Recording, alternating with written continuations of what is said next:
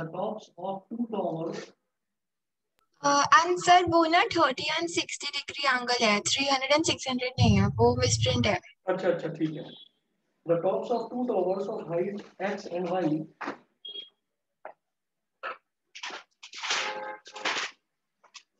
two towers of height x and y, standing on level ground, standing on level ground,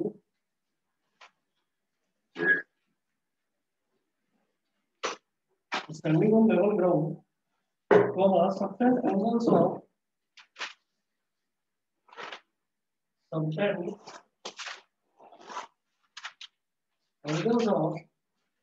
30 degree and 30 degree and 60 degree respectively,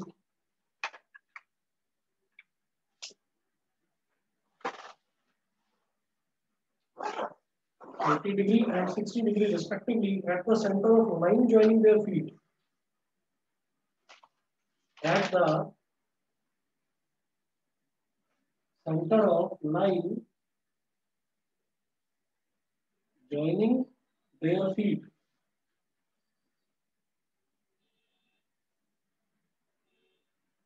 Joining their feet. Then find x upon y. फिर आपको x upon y बताना है इसमें, ठीक है। तो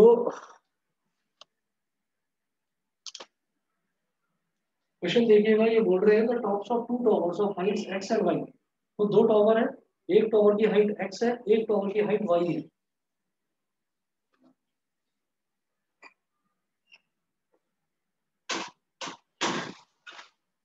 तो अलग अलग हाइट्स होंगी, तो इसकी हाइट तो दे रखी है x, है ना, और इसकी हाइट दे रखी है y। मान लो ये वाली हाइट जो है ये थोड़ी कम है, तो कुछ भी हो सकता है, ये वाली कम या ये वाली ज्यादा हो सकता है, ऐसा कुछ भी नहीं है ना। तो tops of two towers of height x and y, इसकी हाइट x है, इसकी हाइट y है। Standing on level ground, level ground पर ये है, यानी कि ये 90 डिग्री बनेगा, ठीक। Subtend angles of 30 degree and 60 degree respectively at the center of the line joining their feet.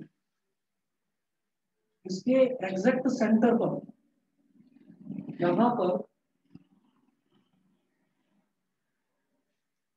ये x को बनाता है एंगल 30 डिग्री,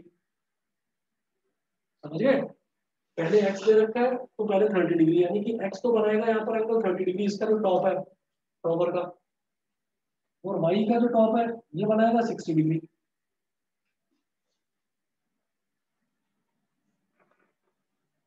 ये बता दीजिए, फिगर क्लियर है? Yes sir. ठीक है, चलिए अब ये जो दो ट्राइंगल्स बन गए, दो राइट ट्राइंगल्स बन गए, इनको नाम दे दो, ये हो गया ए, ये हो गया बी, ये सी, ये डी और ये ई, ठीक है। तो ये 30 डिग्री बना रहा है यहाँ पर एंगल। अब देखिए क्या है, the tops of two towers of height x and y standing on level ground, subtended angles of 30 degree and 60 degree respectively at the centre of line joining their feet, है।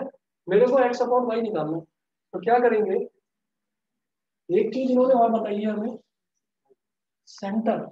सेंटर का मतलब क्या है, BC is equal to CD। जब मुझे ये समझ में आ गया कि दो चीजें यहाँ पर सेम है, BC और CD सेम है, तो मैं एक चीज समझ गया कि मैं दोनों को इक्वेट कर सकता हूँ बड़े आराम से।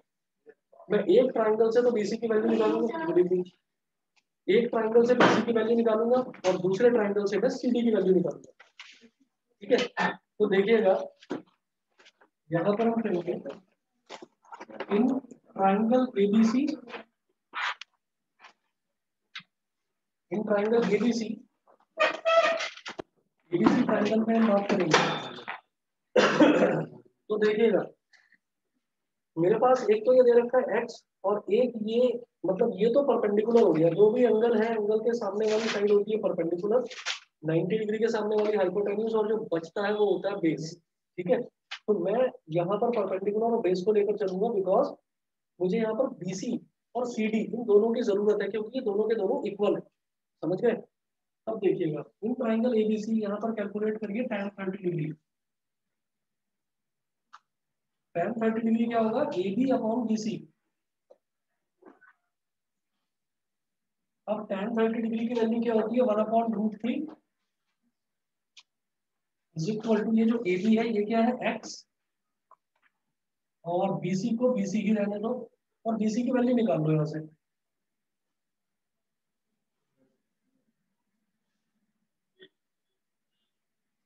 बीसी की वैल्यू निकलेगी भाई, cross multiplication BC into 1 is equal to x into √3।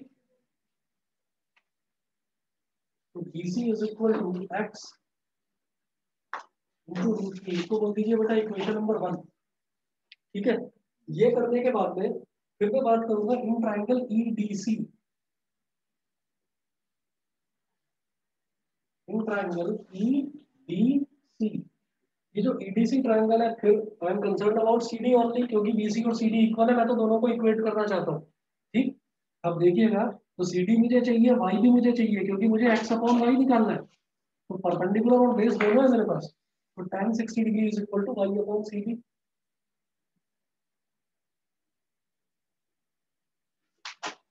Is equal to y upon CD, सीधा सीधा लिख लो ना, ईडी अपॉन सीडी की जगह सीधा लिख रहा हूँ वाई अपॉन सीडी, समझ गए ना। अभी tan 60 डिग्री क्या होता है, √3 is equal to y upon CD. अब यहाँ से सीडी की वैल्यू निकालो, तो सीडी इधर आ जाएगा, √3 इधर आ जाएगा, सीडी इज इक्वल टू हो गया y upon √2। This is my equation number 2। अभी मत करूंगा नेक्स्ट, मैं बस ये देखूंगा कि मुझे निकालना क्या है, मुझे निकालना है x upon y, x upon y निकालना है। आप करना करो, तो मुझे एक्स अपॉन वाई कैलकुलेट करना है, तो मैं एक्स अपॉन वाई पर अभी कंसंट्रेट करूंगा। जब वो वैल्यू आ जाएगी, तो वैल्यू आने के बाद फिर रैशनलाइज करने की जरूरत पड़ी तो करेंगे, नहीं तो छोड़ो, है ना। तो पहले एक्स अपॉन वाई पर फोकस करते हैं। बीसी और सीडी ये दोनों के दोनों इक्वल है, क्योंकि दे रखा है कि ये वाला टॉवर और ये वाला टॉवर सेंटर पर, मतलब इस line joining the centre, centre का मतलब क्या है कि बीसी और सीडी दोनों इक्वल होंगे। तो सर ये होगा, तो हम कहेंगे सिंस, हाँ, since BC is equal to CD, therefore we can compare,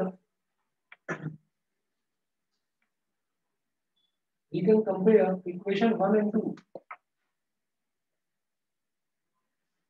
जब दोनों BC और CD दोनों के दोनों इक्वल हैं, तो मैं 1 और 2 को कंपेयर कर सकता हूँ। इसका मतलब इसको और इसको दोनों को बराबर रख दो, तो x √3 is equal to y upon √3, ये हो गया। मुझे x अपॉन y चाहिए, तो इसको y को इधर ले आओ नीचे। ठीक है, या एक काम करो आप ना, उसको नहीं बन नहीं आएगा, आप क्रॉस मल्टीप्लिकेशन करिए, x √3 multiply by √3 is equal to y हो गया। तो √3 इंटू √3 क्या होगा बेटा, 3x is equal to y। अब 3x upon y is equal to 1, इस y को नीचे ले आओ, तो 3x upon y is equal to 1, और 3 को इधर ले जाओ, x upon y is equal to 1 upon 3। क्या इसकी कोई यूनिट होगी, क्या इसकी कोई यूनिट होगी, मीटर नहीं होगी। रेशो की क्या यूनिट होती है, रेशो की कुछ यूनिट होती है, नहीं होती ना भाई। ऊपर भी x है, x क्या लेंथ, इधर नीचे भी y है, y क्या, y भी लेंथ, लेंथ अपॉन लेंथ तो कट गया ना।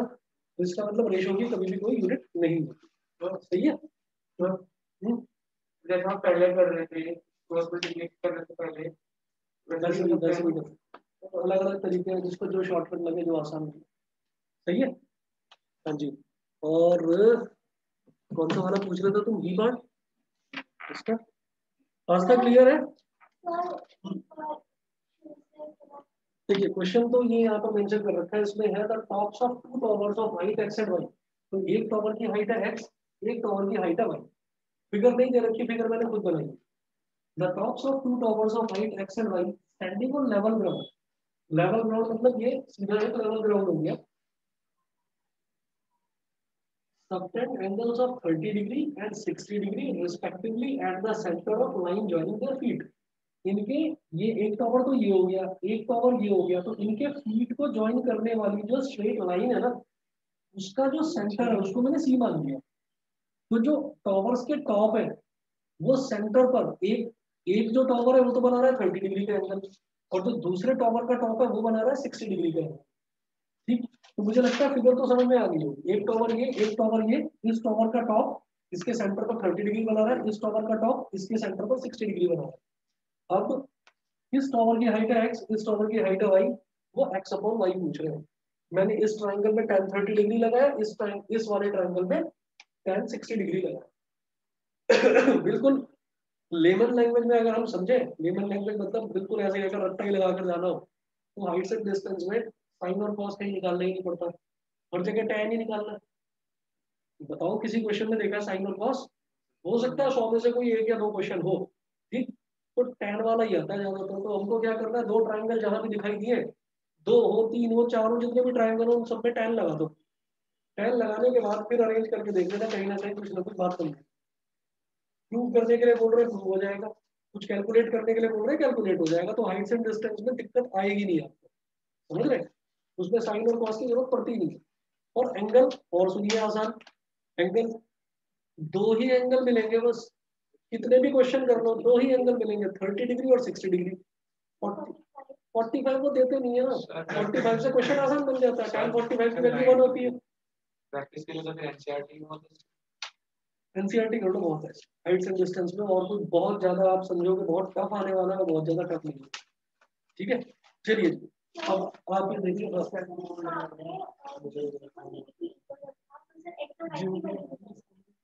एक्स अपॉन वाई की वैल्यू, क्योंकि इसमें इन्होंने पूछा एक्स अपॉन वाई नहीं करना है, एक्स और वाई की अलग अलग वैल्यू नहीं पूछी।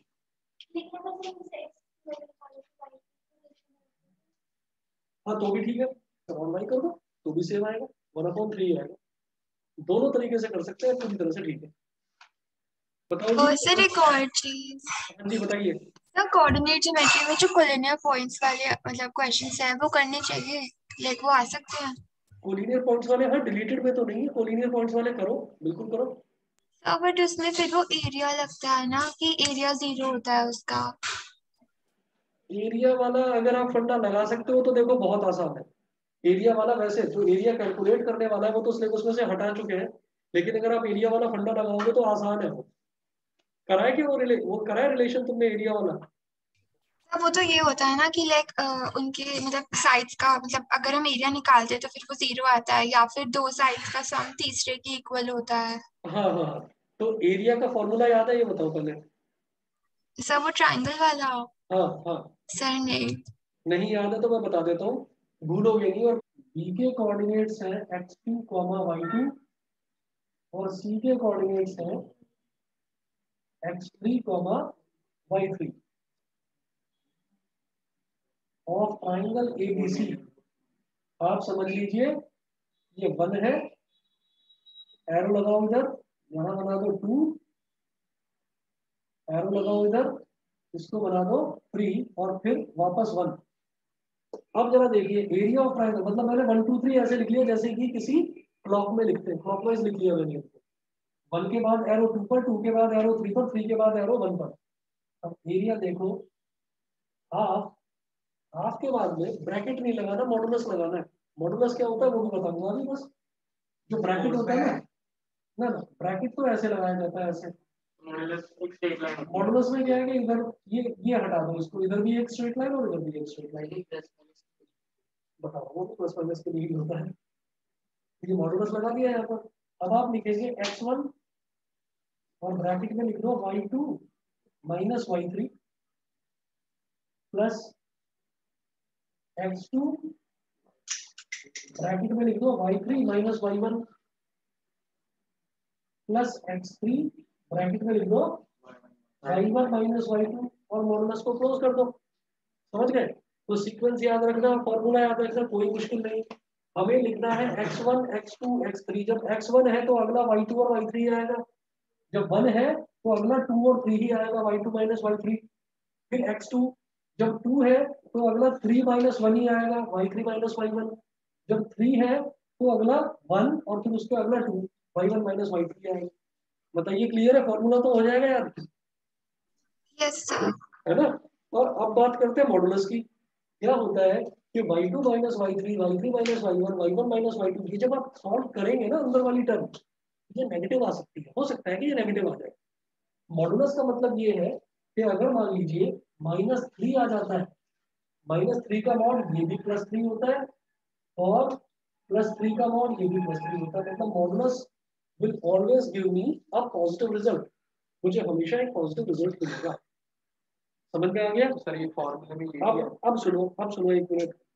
अगर आपसे ये बोल दिया जाए कि 3 पॉइंट्स दे रखे हैं और उन 3 पॉइंट्स को कोलिनियर प्रूव करो, तो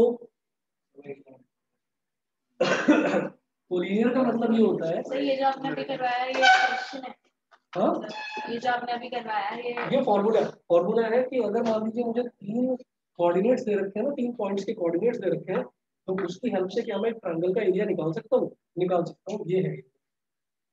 तो ये इतना आसान टॉपिक है और ये पता नहीं डिलीट कर दिया, ये डिलीटेड है, डिलीट कर दिया।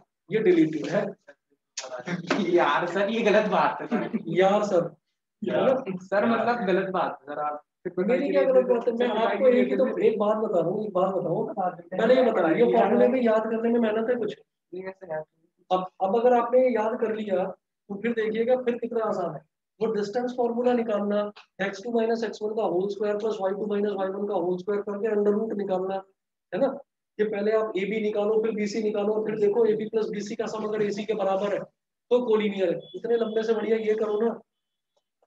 देखो आप कहीं कुछ जगह पर थोड़ा धोखा हो गया आप लोगों के साथ में। ये बहुत आसान टॉपिक था जो हटा दिया है लोगों, और इससे कोलिनियरिटी इतनी अच्छी प्रूव होती है। देखो क्या आप क्या करेंगे, अगर मान लो एक पॉइंट है A,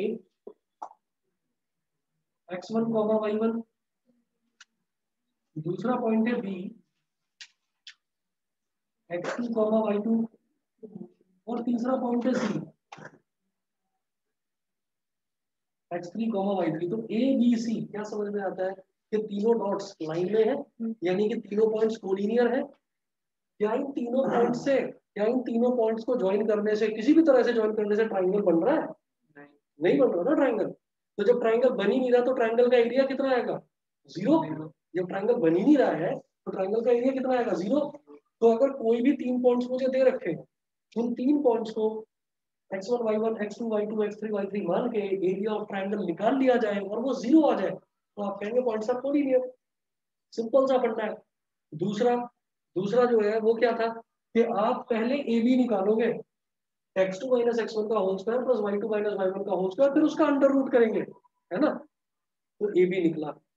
फिर आप बी सी निकालोगे, x3 - x2 का whole square plus y2 - y1 का y3 - y2 का होल स्क्वायर, फिर अंडर रूट करोगे, बी सी आ गया। फिर ए सी निकालोगे और ये कहोगे कि A B plus B C is equal to A C आ रहा है, that's why the points are collinear. है ना लंबा मेथड। और ये मेथड कितना आसान है कि आपको ये 3 पॉइंट्स हैं इस सिंगल फॉर्मूले में डालने हैं। फॉर्मूले में डालोगे रिजल्ट 0 आएगा। आप कहोगे since the area formed by these 3 points is 0 therefore the points are collinear. एक लाइन में लिखना।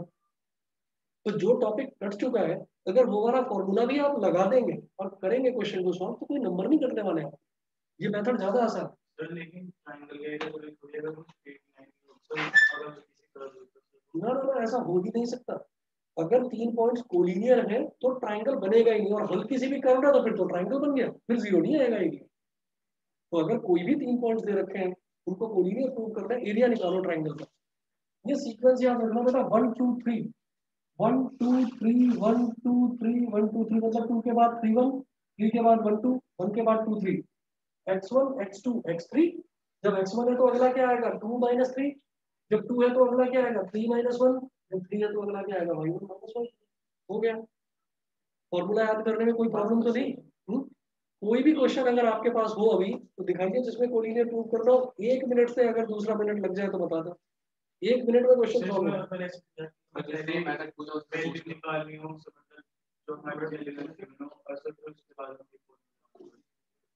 नहीं ऐसा तो नहीं है। वैल्यू तो आपको मिलेंगी जब कोई भी पॉइंट्स को कोलिनियर प्रूव करना होगा ना, तो उसके लिए वैल्यू आपको मिलेंगी क्वेश्चन में। ठीक है बेटा क्लियर है? चारों बच्चे बता दीजिए। अर्पिता, आस्था, हाँ बताओ। Yes sir. ठीक है चलिए जी, क्वेश्चन नोट करिएगा फटाफट।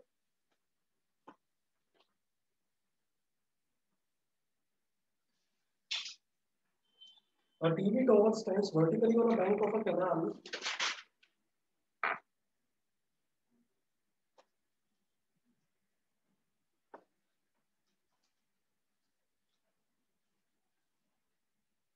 A TV tower stands vertically on और ये एनसीईआरटी का है. लिख तो देने तो पहले. A TV tower stands vertically on a bank of a canal.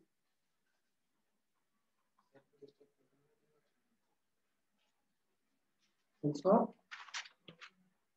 From a point on the other bank directly opposite the tower,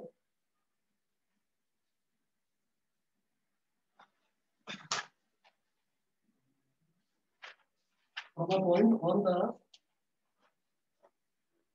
other bank directly opposite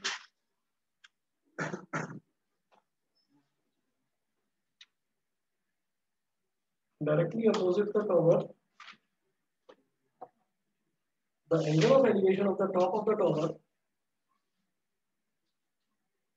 the angle of elevation of the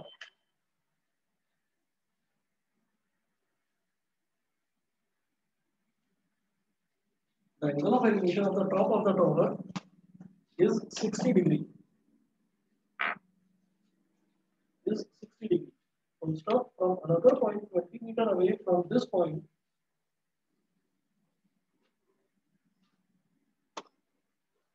from another point 20 meter away from this point,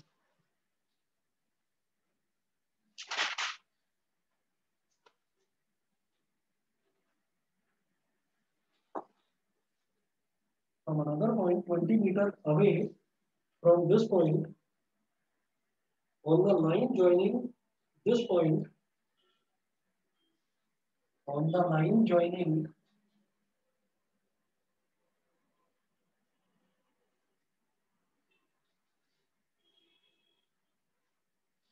line joining this point to the foot of the tower, to the foot of the tower, question number 8. comma, the angle of elevation, question number 3 याद हो गया क्या? The angle of elevation of the top of the tower,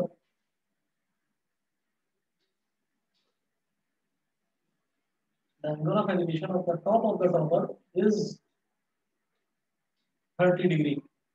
angle ही नहीं है इनके पास है. आप देखना इसमें 60 डिग्री 30 डिग्री यही एंगल आते हैं बस. Full stop. Find the height of the tower and the width of the canal. Find the height of the tower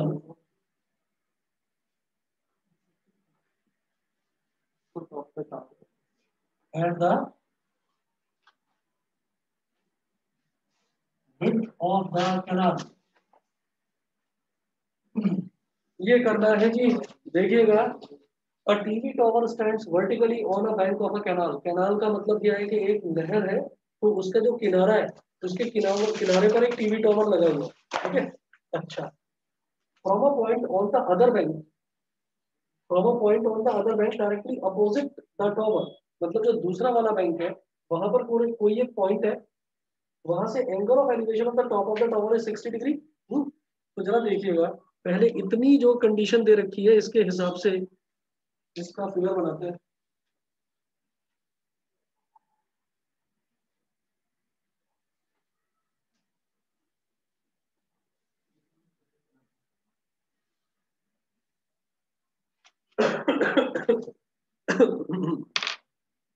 देखिएगा, a TV tower stands vertically on a bank of a canal.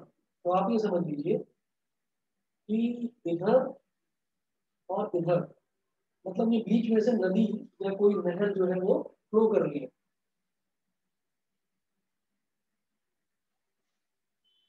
इसको बोल दीजिए point A, इसको बोल दीजिए point B, और इसको बोल दो एक्स. यहां मेंशन कर देना विड्थ ऑफ कैनाल, ये कैनाल की विड्थ है x। उसके बाद ये बोलते हैं a TV tower stands vertically on a bank of a canal, यानी कि इधर ये एक किनारा है, ये दूसरा किनारा है उसका। जहां पर एक टीवी टॉवर है ऐसे,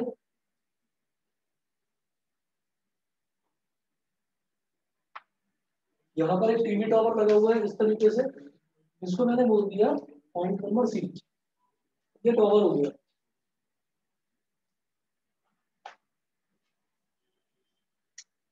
From a point on the other bank directly opposite the tower, इस टॉवर के डायरेक्टली अपोजिट वाला जो दूसरा वाला जो बैंक है, जो दूसरा किनारा है, यहाँ पर एक पॉइंट से the angle of elevation of the top of the tower is 60 degree. तो इधर से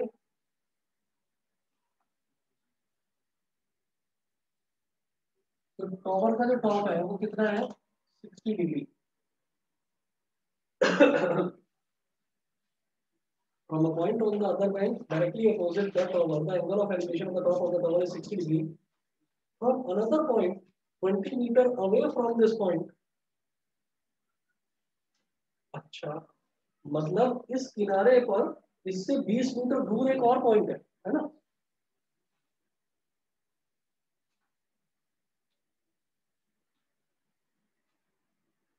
इसको बोल दीजिए डी, ये हो गया 20 मीटर। बेटा दिखाई दे रहा है ऑनलाइन वालों को? Yes sir. Yes sir. ठीक है, तो ये 20 मीटर है। तो from another point 20 meter away from this point on the line joining this point to the foot of the tower, another point 20 meter away from this point on the line joining this point to the foot of the tower, the angle of elevation of the top of the tower is 30 degree.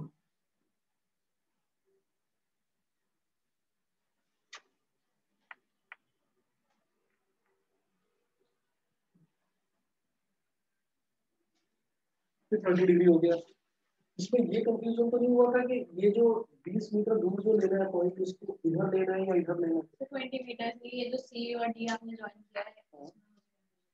अच्छा, कभी भी एक चीज ध्यान रखना, जैसे मान लो किसी एक लाइन पर ही एंगल बनाने हैं ना, तो खुद सोचिएगा कि अगर मैं धीरे धीरे धीरे धीरे ऐसे बढ़ता जा रहा हूँ, किसी लाइन की तरफ ऐसे बढ़ता जा रहा हूँ, और मैं किसी टॉप को देख रहा हूँ, तो मेरी गर्दन ऐसे ऐसे ऐसे ऐसे जितना मैं नजदीक जाऊंगा मेरी गर्दन ऐसे बढ़ती जाएगी, यानी कि जितना मैं नजदीक जाऊंगा एंगल उतना बड़ा होता जाएगा। समझ गए? अगर हम किसी को देख रहे हैं, मान लो मैं दूर से देख रहा हूँ किसी को, अमिताभ बच्चन को दूर से देख रहा हूँ मैं, तो ऐसे देखूंगा नॉर्मली मेरी गर्दन ऐसे स्ट्रेट रहेगी। अब अमिताभ के बिल्कुल नजदीक चले गए तो ऐसे देखना पड़ेगा ना, लंबा इतना है ना, तो गर्दन ऐसे ऊपर हो जाएगी, गर्दन ऊपर हो जाएगी, यानी कि मेरा एंगल ऑफ एलिवेशन वो बढ़ गया ना। तो वही है कि ये 20 मीटर जो पॉइंट है ना, ये 20 मीटर इस तरफ ही होगा, क्योंकि 30 डिग्री एंगल दे रखा है, यानी कि कम एंगल कहाँ होगा, दूर। जितना नजदीक जाएंगे एंगल बड़ा। समझिए? Yes sir. अच्छा, चलिए उसके बाद एंगल ऑफ, अरे हाँ, आज कैपेबिलिटी एंड एक्सपीरियंस टुगेदर, मतलब परफेक्शन।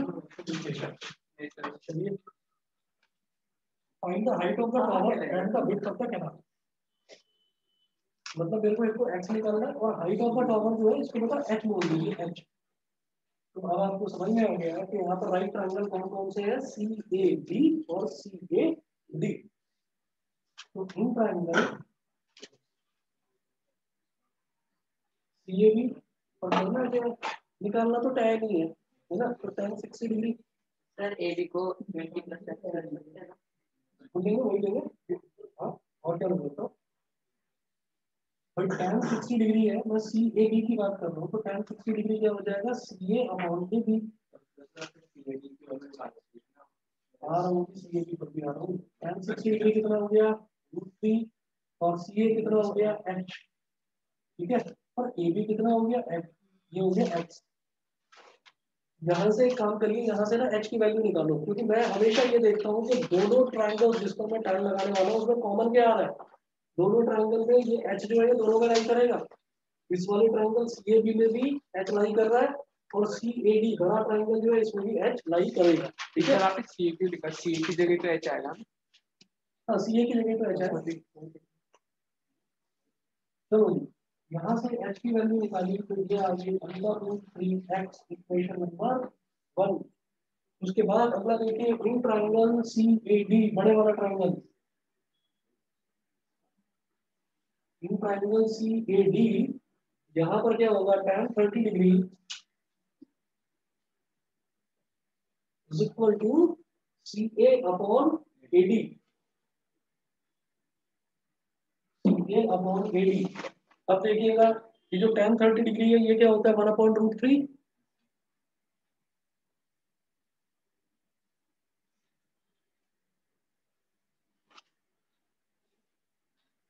सर आपने भी वो कॉमन वाली क्या चीज बोली थी? अभी बता रहा हूँ, सभी समझ लो, एक ही मिनट में समझ जाओ। tan 30 डिग्री क्या है, 1/√3, और CA की वैल्यू क्या है, h अपॉन AD क्या है, AD है बेटा AB प्लस BD यानी कि x plus 20, total x plus 20। तो हम h को √3x ले रहे हैं। अभी ले रहा हूँ आपको तो सही, वो भी ले सकते हैं, वो भी ले सकते हैं, मैं अलग तरीके से करता हूँ, वो तरीका बता रहा हूँ बस। हमने दोनों को मल्टीप्लाई कर दिया, ये हो गया h√3, 1 इंटू एक्स प्लस 20 क्या हो गया, x प्लस 20। अब √3 को इधर ले जाओ। अभी देखो क्या है, ये इक्वेशन नंबर 2। मैंने क्या रखा कि जब भी कभी हमें दो ट्रायंगल दे रखे होते हैं, हाइट्स एंड डिस्टेंस में आप मेजरली देखिएगा कि दो ही ट्रायंगल होंगे। दो जो ट्रायंगल होंगे उन दो ट्रायंगल में कुछ ना कुछ कॉमन जरूर आ रहा होगा। कॉमन क्या आ रहा है दोनों में, एच। ये एच जो है ये छोटे ट्रायंगल में भी लाई कर रहा है, ये एच जो है ये इस बड़े ट्रायंगल में भी लाई कर रहा है। तो इसलिए फिर क्या करा, जो भी कॉमन है उसी की वैल्यू निकाल लो। एच की वैल्यू यहाँ से निकाली √3x, एच की वैल्यू यहाँ से निकाली √3x, फिर मैं दोनों को इक्वेट कर दूंगा। मैं इक्वेट करता हूँ, मेरा तो मेथड हो गया इक्वेटिंग वाला, तुम जो बता रहे हो वो सब्स्टिट्यूशन वाला मेथड है, जैसा ठीक लगे कर सकते हो, है ना। वो ये बोल रही है कि हमने जब h की वैल्यू √3x निकाल ही ली है तो सीधा ये डाल दो, तो सीधा x की वैल्यू आ जाएगी, उसका मेथड तो ठीक है। मैं क्या करता हूँ, मैं इक्वेट करता हूँ, जैसा आपको ठीक लगे वैसा कर सकते हो, समझ गए। Idea idea is just to calculate the common thing, जो कॉमन दे रखा है सबसे पहले वो कैलकुलेट कर दो बस, समझ गए। तो आप क्या करिए, क्योंकि ये भी h के बराबर ये भी h के बराबर, तो इक्वेट 1 इंटू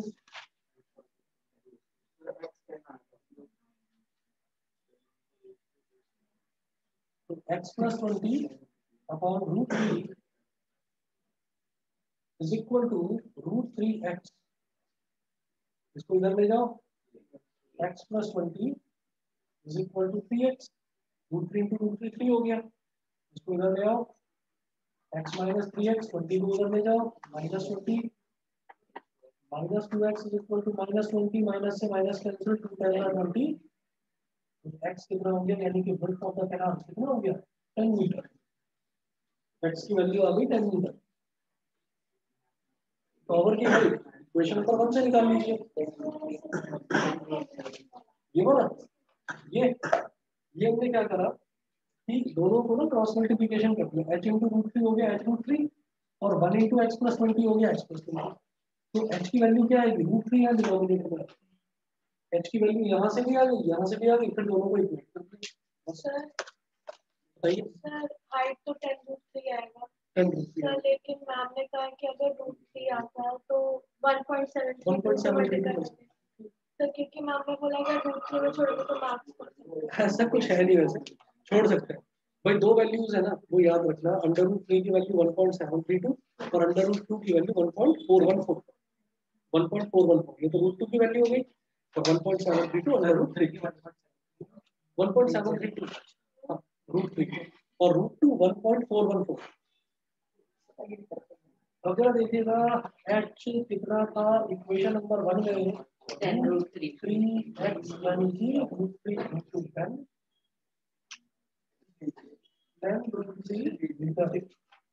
समझ गए। हाँ, तो हाइट ऑफ द टॉवर भी आ गया। बताइए बेटा, चारों को क्लियर है? Excuse me sir. हाँ जी बोलिए। सर जैसे कुछ क्वेश्चंस में दिया होता है कि √3 की वैल्यू 1.73 लो, तो उसमें हम लोग स्टार्टिंग से वही लेते हैं या बस एंड में ले कर देते हैं? लास्ट में डालना वैल्यू, लास्ट में डालना स्टार्टिंग सर फिर स्टेप वाइज मार्किंग में मार्क्स नहीं करते? कुछ नहीं, देखिए क्या है कि √3 की वैल्यू आपको लेनी है, तो √3 की वैल्यू लास्ट में लिखना ना। सर जब तक गिवन नहीं होगा तब तक नहीं करना। जब तक गिवन नहीं है तब तक डालने की जरूरत नहीं, वो सही बोल रहे हैं।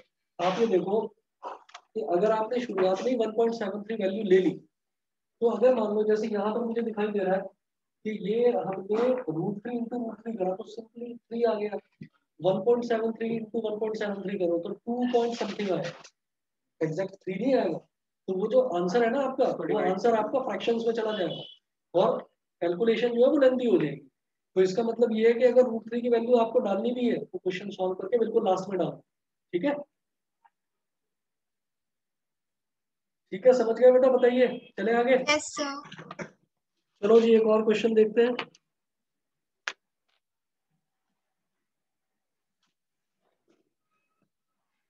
इधर लिख रहा हूँ।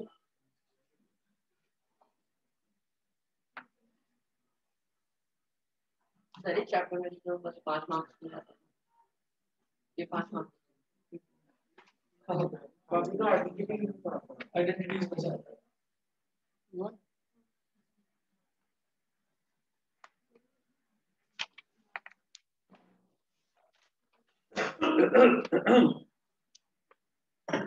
नोट करेंगे, a solid toy is in the form of a hemisphere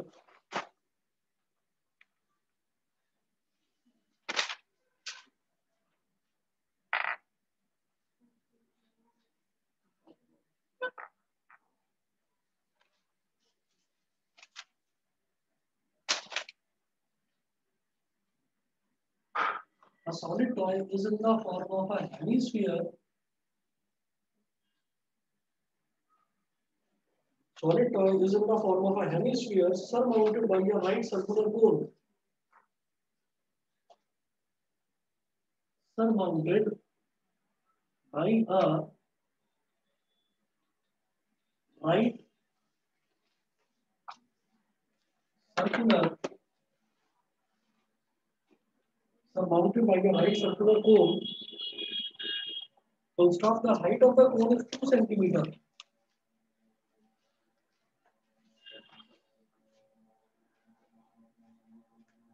The height of the cone is 2 centimeters and the diameter of the base is 4 centimeters. And the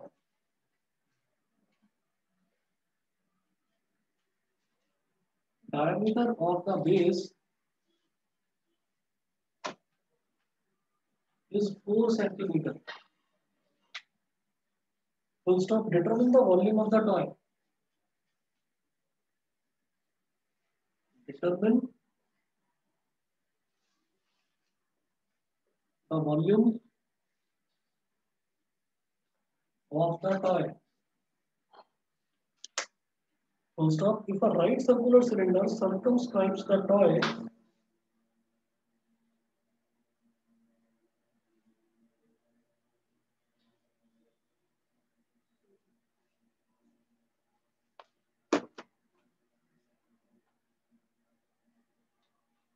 if a right circular cylinder circumscribes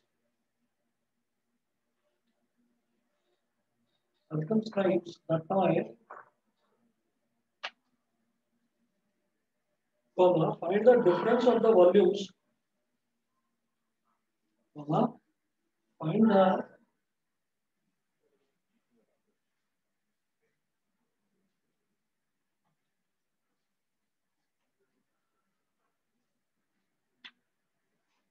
difference of the volumes of the cylinder and the toy.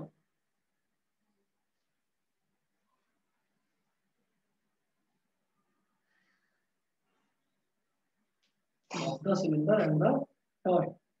और यहाँ इस question में ना mentioned है use pi is equal to 3.14। Pi की value हमको 3.14 लेनी है, ये इस क्वेश्चन में दे रखा है। सर हाँ जी बोलिए। सर ये प्री बोर्ड का क्वेश्चन पेपर है ना? हाँ दोनों क्वेश्चंस वही हैं। हाँ वही है, छबील दास का ही तो है। Yes sir. हाँ हाँ हाँ, हो गया था। Yes sir, 80 on 80। अरे वाह क्या बात है, बहुत बढ़िया। चलिए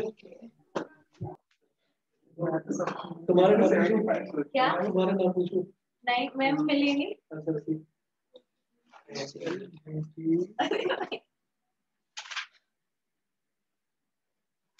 चलिए जी देखिएगा, a solid toy is in the form of a hemisphere surmounted by a right circular cone। एक सॉलिड टॉय है, it is in the form of a hemisphere, मतलब हेमिस्फीयर है और hemisphere is surmounted bye a right circular cone. Hemisphere के ऊपर एक कोन रखा हुआ है। कैसे? हेमिस्फीयर ऐसे होगा,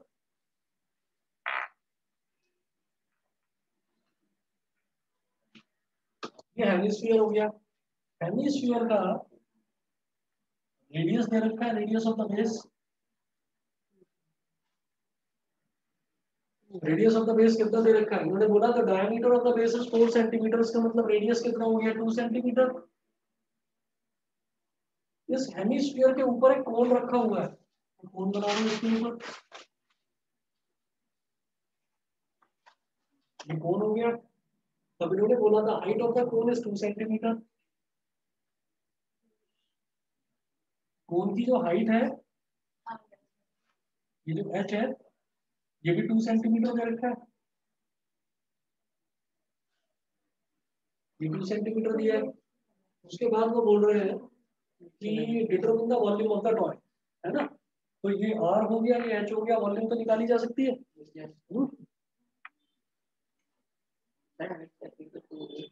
क्या हेमिस्फीयर की हाइट होती नहीं है? क्या हो गया तुम्हें? मतलब सही कह रहा था, रेडियस नीचे तक बहुत आजकल समझ जाते हो, अपने अलावा सबकी बात समझ जाते हो। लेकिन याद रखना, हेमिस्फीयर और स्फीयर की कोई हाइट नहीं होती, वो रेडियस ही है, सब कुछ रेडियस ही है उसमें। तो देखिएगा यहाँ पर ये हेमिस्फीयर जो है, हेमिस्फीयर का वॉल्यूम कितना होता है बताओगे? सर 2/3πr³, ठीक है। तो volume of the toy, sir मैंने 5 से पूछा, 5 ने गलत क्या? हेमिस्फीयर का फॉर्मूला मुझे पता था। अच्छा अच्छा, पेपर देते टाइम हाँ वो अपने ऊपर भरोसा रखो। वॉल्यूम ऑफ द टॉय 2/3 तुझे तो शीट नहीं मिली थी। πr³ मैंने बोला प्लस। पूछा। अब देखिए ये जो ऊपर कोन है, कोन का फॉर्मूला क्या होता है? कोन का वॉल्यूम क्या 1/3। क्या बात? मैंने बोला तू रहेगा भाई, 250 क्रेडिट अभी अवार्ड भिजवा दूंगी। चलिए अब आप ये देखो कि यहाँ पर भी अपॉन में 3 है, पाई इसमें भी है, पाई इसमें भी है, यहाँ r³ है, यहाँ r² है। आप कॉमन ले लीजिए r²। तो देखो मैं 1/3 कॉमन ले सकता हूँ, 1/3 πr² में कॉमन ले सकता हूँ। तो बेटा यहाँ क्या बचेगा? 2 r³ था ना, तो यहाँ बचेगा r प्लस 1/3 πr² कॉमन ले लिया, तो इधर क्या बचा? h, ठीक है। उन्होंने बोला use pi is equal to 3.14 1/3 into 3.14 multiplied by radius of the base is 2, तो यानी कि 2 का square multiplied by 2 into r, radius कितना है? 2, 2 into 2 प्लस h कितना है? ये भी 2 है। चलो जी, तो ये हो गया 3.14/3 मल्टीप्लाइड बाई 2 का square 4 multiplied by 2 to the 4 plus 2 6, तो 3 to the 6, 3.14 into 8, 8 4 the 32, 8 1 the 8 of 3 11, 1 carry 8 3 the 24 centimetre cube. कितना आ गया? ये तो आ गया volume of the solid toy. इतना समझ में मतलब क्या है? एक राइट सर्कुलर सिलेंडर उसको चारों तरफ से घेर लेता है, कवर कर लेता है ना? तो देखिएगा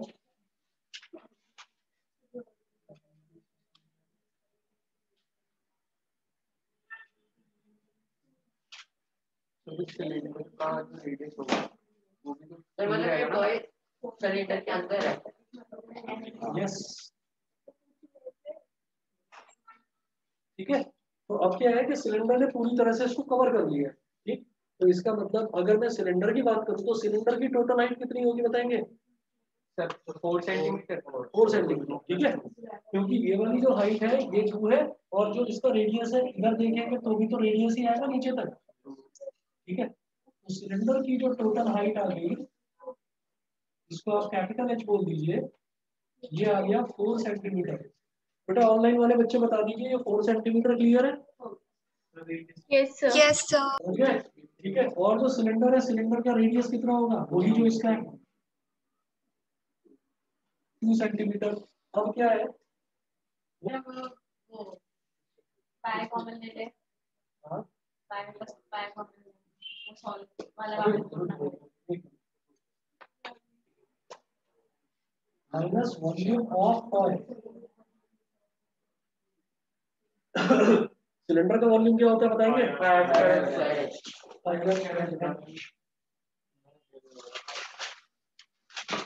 वॉल्यूम ऑफ ऑयल निकाल चुका हूँ 25.12 ये हो गया।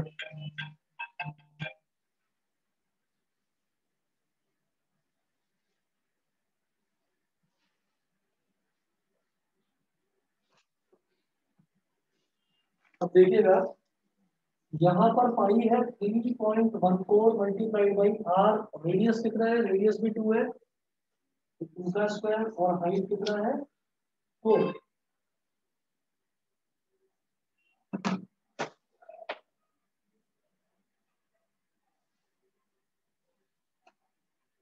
और माइनस 25.12,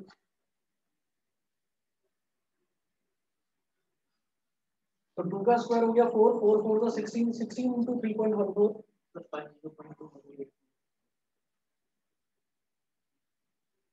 माइनस 25.12 करिए मल्टीप्लाई, 16 4 का 64, 16 1 का 16 और 5.12 ये आएगा। समझ गए जी, क्लियर है? सर एक सेकंड, चलिए जी। सर वॉल्यूम कौन की 25.12 डिफरेंस? नहीं वॉल्यूम कौन की नहीं, टॉय की वॉल्यूम आई ना 25.12, और सिलेंडर की वॉल्यूम में से सर ये यही आंसर निकाला था, मैंने पूरा काट दिया कि सेम कैसे आ सकता है 5 मार्क्स का। सर एक मार्क्स का क्वेश्चन है, 1 सेकंड मतलब 10 सेकंड में हो जाएगा, सर 10 क्वेश्चन। सर मेरा डाउट, सर आपने सर चलो कोई नहीं बढ़िया सर स्टॉप तो बंद करेगी।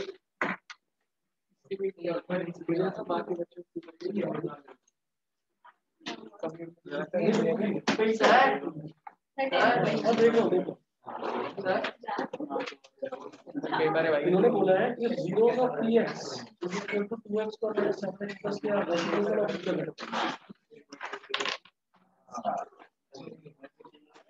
सर मेरा डाउट बताया था। कोई बात नहीं,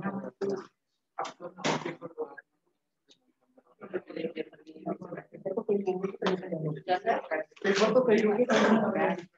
आप 2x पर माइनस 7x प्लस के ये दे रखा है। यस अगर इसके जीरोस जो है वो एक दूसरे के रेसिप्रोकल, तो इसके जीरोस क्या होंगे? सर अगर ऐसे क्वेश्चन में मतलब हमारे कीबोर्ड की में आया कि एक पॉजिटिव है एक नेगेटिव है जीरो, हाँ वो कैसे? देखिए एक पॉजिटिव और एक नेगेटिव, तो अल्फा को तो अल्फा मान लो और बीटा को मान लो माइनस अल्फा, ऐसे कर। यहाँ पर क्या है कि 2 जीरोस है। मैं पूछ रहा था आप पेपर किस में बनाओ अरे यार फालतू की बात, क्वेश्चन तो करनी है यार, तो समझाओ यार इसको। सर मैं क्या बोलूं? Alpha is equal to alpha, और दूसरा जो जीरो है वो उसका रेसिप्रोकल है, यानी कि 1 अपॉन अल्फा। तो हम तो रिलेशन जानते हैं alpha plus beta is equal to minus B upon A होता है, ठीक है। तो अल्फा माइनस 7 अपॉन 2, ठीक है। तो जीरोस का रेसिप्रोकल करना है तो ए माइनस ए अपॉन बी, एक क्योंकि एक जीरो अल्फा प्लस बीटा है, एक जीरो अल्फा बीटा ऐसा नहीं होता, एक जीरो है। अल्फा सॉरी होता है, एक जीरो अल्फा, और ये तो पहला रिलेशन, इस रिलेशन से ना कुछ बात बनती नजर नहीं है, क्योंकि मुझे के की वैल्यू फाइंड आउट करनी है। तो दूसरा रिलेशन में तो होता है product of zeros, alpha into beta is equal to C upon A. Alpha is alpha and beta is 1 upon alpha, और सी कितना है, C is K and A is 2।